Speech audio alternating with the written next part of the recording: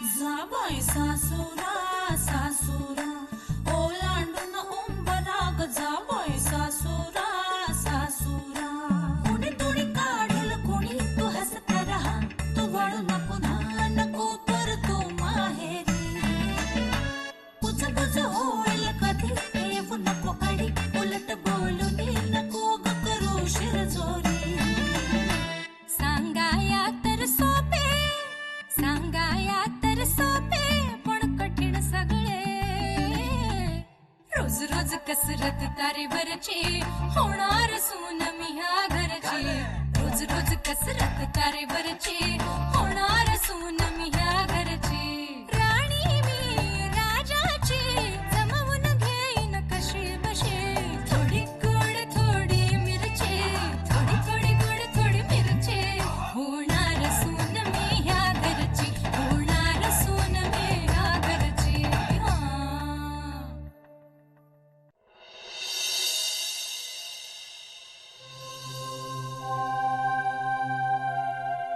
वहिनी, श्रीचं आपल्या सगळं व्यवस्थित होईल ना? मला तर बाई काळजीच वाटून राहिलीये. आज जेवल्या सुद्धा नाहीत कुणी धडपणे. सगळ्या जणी ताटाला नमस्कार करून उठल्या. हो ना, आईंचे चित्त थाऱ्यावर नाहीये. नुसत्या फेऱ्या घालतायत मागे पुढे. श्रीच्या तोंडून सगळं काही नीट आहे असं ऐकल्याशिवाय कोणाचा जीव भांड्यात पडणार नाहीये. मी तर गणपती पाण्यात ठेवणार आहे त्या मुलीबरोबर श्रीचं सगळं व्यवस्थित व्हावं म्हणून. वहिनी, माझ्या श्रीने कधी कोणाचं वाकडं केलं नाही. त्याचं सगळं नीट होऊ दे. इंदू, अगं नको रडू, नको काळजी करू. इतकी चांगली मुलगी आहे ती, सगळं सुरळीत होईल. मी एक बोलू का? नाही म्हणजे आपल्या घरात लग्न टिकत नाहीत म्हणून आपल्याला जास्त काळजी वाटते. आपण ना श्रीचा हसरा चेहरा डोळ्यासमोर आणायचा, म्हणजे मग आपल्या सगळ्या शंका दूर होतील. हो ना?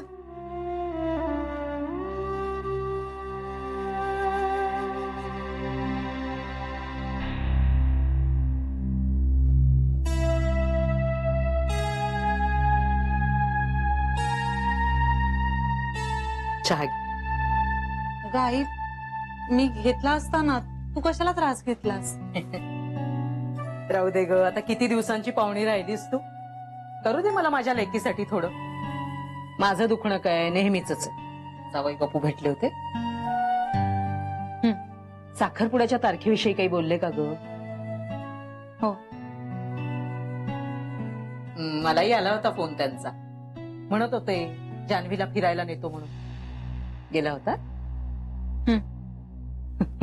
जावई बापू ना म्हणजे अगदी कर्णाचा अवतार आहे.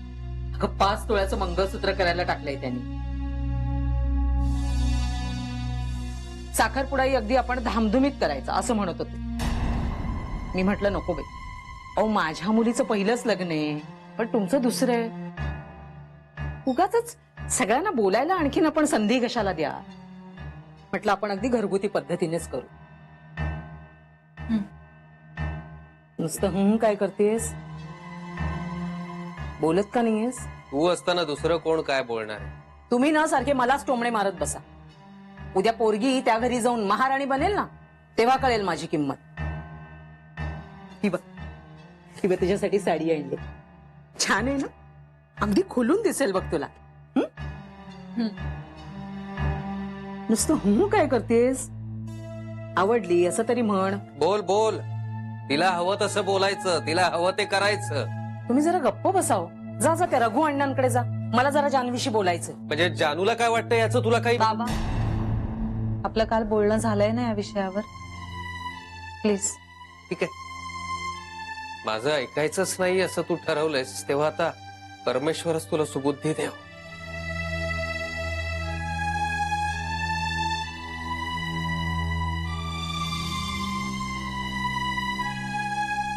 देव ना ह्यांनाच सुबुद्धी देऊ. तू ना ह्यांच्याकडे काही लक्ष देऊ नकोस. उगीच वेळ जात नसतो ना म्हणून काहीतरी खुसपट काढत बसतात ते. असं नाही आई, काळजी वाटते त्यांना माझी. मला नाही काळजी वाटत. मी तसं म्हंटल का? उलट मी तुझ्याच बाजूने बोलतेय ना. हो,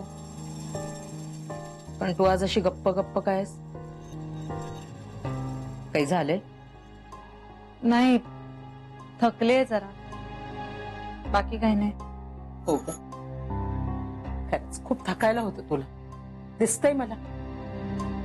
मी काय म्हणते, राजीनामा देऊन टाकलास का? उद्या दे.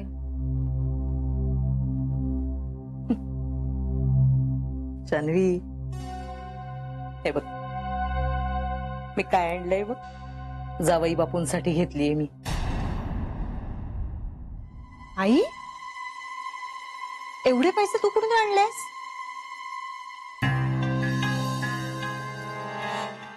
सांगते ना, सगळं सांगते. लोकांना वाटतं मी सावत्र आहे. मला कशाला तुझ्याबद्दल काही वाटेल?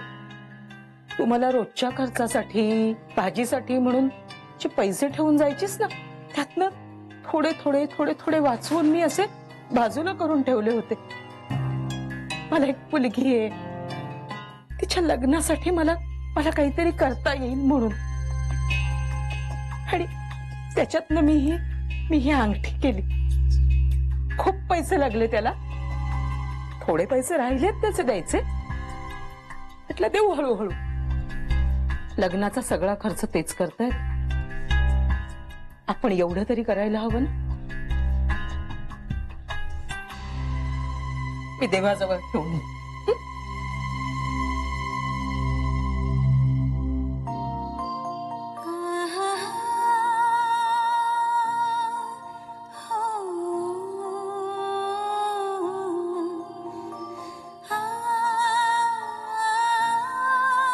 आई, अगं किती करतेस माझ्यासाठी.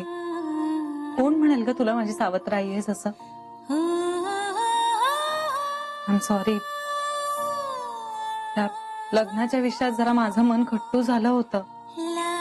नाही म्हणजे लग्न करायचं नाही असं नाही ग, पण भीती वाटतेस ना, मन जुळतील का, स्वभाव जुळतील का. तू इतकी छान मुलगी आहेस ना, की तुझं कोणाशीही जमून जाईल. आणि खरंच सांगते, पुढच्या जन्मी माझ्या पोटची पोर म्हणूनच जन्माला येईल.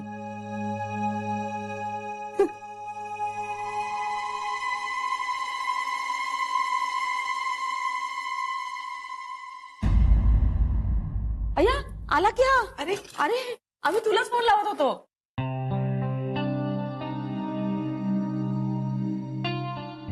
काय झालं? बरं नाही का वाटत आहे? नाही, काय नाही. अरे पण मग असा चेहरा का पडलाय तुझा? अगं डोकं दुखतंय थोडस.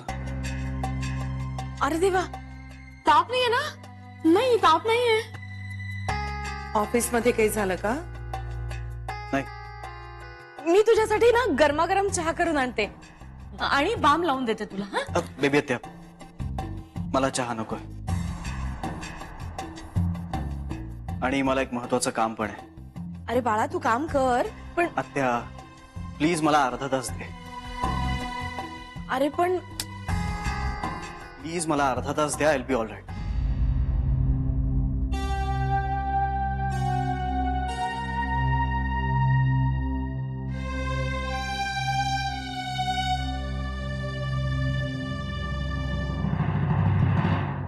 आई, याला काय झालंय? यापूर्वी असं कधीच वागला नव्हता हा.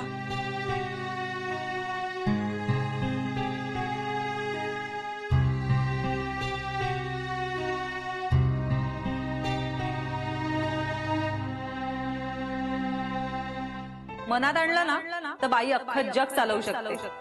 माणसं हँडल करणं खूप सोपं असतं ग. मी जान्हवीच बोलतेय. हॅलो.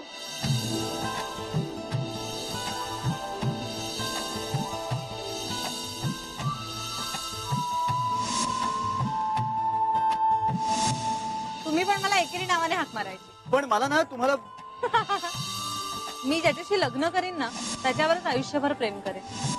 अरे म्हणजे माझं लग्न ठरलंय. पुढच्या आठवड्यात एंगेजमेंट आहे.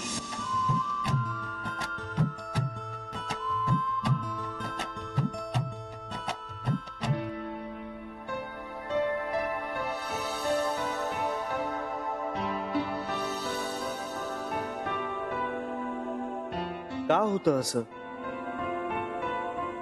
आयुष्यात जे कधी मिळणारच नसतं ते आपल्या वाटेत तरी का येतं? कसली थट्टा आहे ही? चांगला जगत होतो मी, माझा माझा. का ती मला भेटायला हवी होती? का जीव जळायला हवा होता? मला ती कधी मिळणारच नव्हती, तर हे सगळं का घडायला हवं होतं?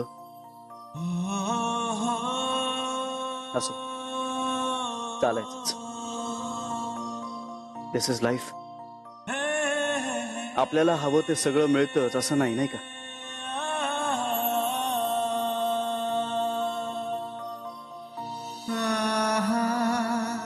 प्रत्येक आवडलेली गोष्ट आपल्या मालकीचीच व्हायला पाहिजे असं नाही. ती गोष्ट या जगात आहे ही सुद्धा खूप सुंदर गोष्ट आहे. पण खरं सांगू, तू माझ्या आयुष्यात आलेली सगळ्यात सुंदर गोष्ट आहेस. पण आता प्लीज यापुढे मला भेटू नकोस, मला दिसू नकोस. मी सावरेन स्वतःला.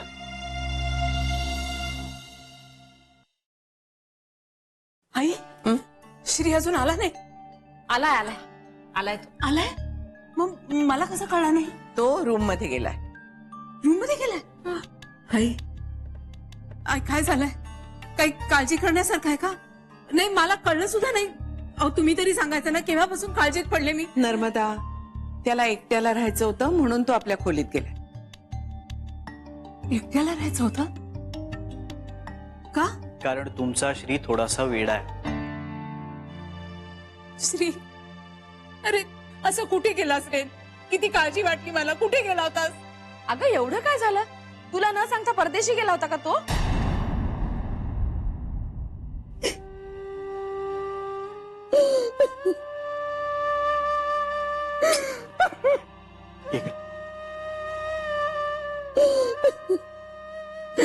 श्री, तू तुझ्या बाबांसारखं मला न सांगता कुठे जाणार नाहीस तर रे?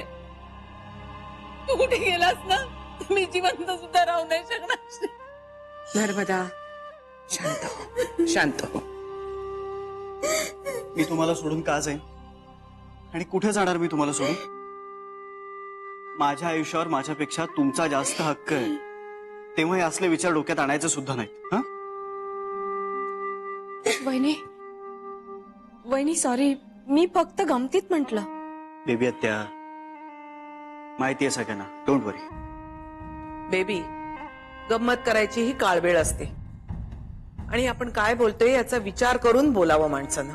अय्याजी, आता प्लीज तू नको ना चिडूस. हे बघ, बेबी आत्या चुकून बोलून गेली आणि आता आई पण शांत झाली. हो की नाही आई? आई, खरं म्हणजे श्री अजून आला नव्हता ना, म्हणून खूप कासावीस झाला होता माझा जीव. आणि बेबी बोलल्याचं फक्त निमित्तच आलो. नाही वहिनी, खरं म्हणजे माझं चुकलं. आई म्हणत होती तेच खरंय. बरं, आता सगळं विसरा. मला जेवायला मिळणार आहे का? मला भूक लागलीये. अरे विसरलेस, लगेच देतो.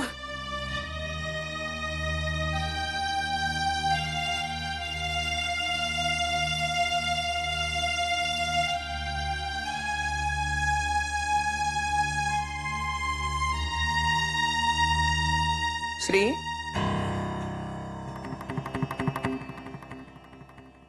आता मला सांगशील काय झालंय ते? कुठे काय?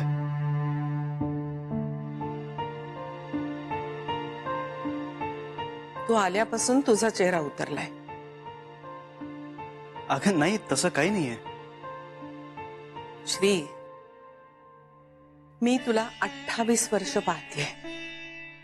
तू स्वतःला ओळखत नाहीस ना, तेवढा मी तुला ओळखते. तुझं आजारपण, तुझी अस्वस्थता तुझ्या आधी मला जाणवते. बरोबर आहे आजी तुझं. काही नाही ग, मी थोडासा दमलो होतो. कधी कधी वाटतं ना की सगळंच खूप निरर्थक आहे. तसंच काहीसं वाटत होतं, म्हणून असेल कदाचित. कोणी दुखावलंय तुला? काही नाही ग, कामाचं प्रेशर, दुसरं काही नाही. आणि आता मला खूप भूक लागली, मला तुझ्या हातचा शिरा खायचा आहे. ठीक आहे, तुला जेव्हा सांगावंसं वाटेल ना तेव्हा सांग.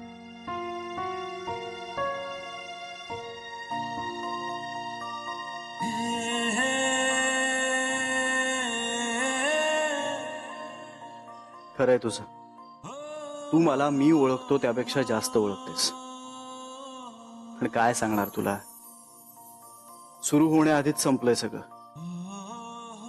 आता मला माझी अवस्था यांच्यापासून लपवण्यासाठी जीव तोडून प्रयत्न करावे लागतील. मला कसला त्रास होतोय हे जर यांना कळलं ना तर खूप अस्वस्थ होतील. मला स्वतःला खूप कंट्रोल करावं लागणार आहे. गीता ग, काय चाललंय? कस्टमर आहेत. तू मला आधी सांग की तुझं काय चाललंय. तू का करतेस त्या माणसाशी लग्न? का म्हणजे? का म्हणजे तू वयाने केवढा मोठा आहे यार. आणि to be very frank with you, मला असं वाटतंय की तो माणूस तुझ्याकरता बरोबर नाहीये. जान्हवी, मी तुला सांगते की तू त्या माणसाबरोबर खुश राहू शकणार नाही.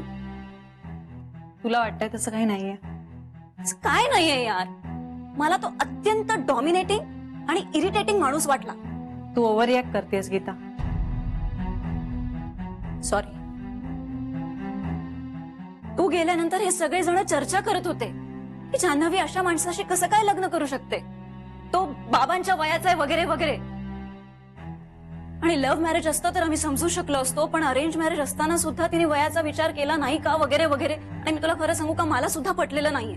आणि तुला राग आला तरीही चालेल, पण मी तुझी फ्रेंड आहे म्हणून मी तुला सांगते की तू जर त्याच्याशी लग्न केलंस ना तर तो मूर्खपणा ठरेल. तू एक काम कर, तू लग्नच करू नकोस. That will be better. तुला वाटतंय तसं खरंच काही नाहीये ग. त्यांचा स्वभाव खूप छान आहे. कम ऑन, छान स्वभाव. छान स्वभाव असतं तर ते तुझ्या ऑफिसमध्ये असे आले असते. आणि तुझ्या लग्नाची बातमी जी तुझ्याकडून कळायला हवी होती ती त्या माणसाकडनं कळते. तुला त्यांना बाहेर घेऊन जायचं होतं, त्यांनी सरांना विचारायला हवं होतं ना. पण नाही, त्यांनी डायरेक्ट सांगितलं. आणि मला तू सांग की तू लग्नानंतर का नोकरी करायची नाही, का करायची नाही सांग. तू घरात बसून काय करणार आहेस? आपण नंतर बोलूया या विषयावर. नाही नाही, प्लीज थांब, एक सेकंड थांब. मला असं वाटतं की तू आत्ता जावस आणि नकार कळवावास. लग्नाचा पुनर्विचार कर. माझं ऐक राणी, तू खुश नाही राहू शकत. आणि हे बघ, नोकरी सोडण्याचा अजिबात म्हणजे अजिबात विचार करू नकोस, कळलं का? मी राजीनामा लिहून आणलाय आज. What? ऑफिस आवर्स मध्ये पर्सनल गोष्टी नको. बरं नाही दिसत. मला सरांना भेटायचंय, राजीनामा द्यायचा आहे माझा. आलेच. मला का बोलवलं? काय? मला बोलवलं का? हो. का म्हणजे काय काम काय? हे काय? चहा. म्हणजे शतकानुशतक लोक ज्याला चहा असं म्हणतात तो चहा होता होय. बर, साखर कुठे? साखर साखर. सकाळपासून तुमच्या बायकोचा 2दा फोन येऊन गेलाय आणि त्यांनी मला सांगितलंय तुमची शुगर वाढली आहे. त्यामुळे तुम्ही जर चहात साखर मागितली की लगेच फोन करायचा. करू? नाही, नको, राहू दे, राहू दे, राहू दे. माहेरच्या लोकांना कामावर ठेवणंच चुकीचं आहे. काय बोललात? नाही काय नाही, बरोबर आहे. चहात साखर नको, शुगर वाढले ना. जा तू. परत जर फोन आला तर काय सांगायचं? बायको माझी आहे ना, मी सांगेन ना काय ते. जातोस? ओके. कधी कधी मला प्रश्न पडतो, मी याला नोकरीवर ठेवलाय का ह्यानी मला. चहा नको तर चहा. ये ना, ये जान्हवी, ये.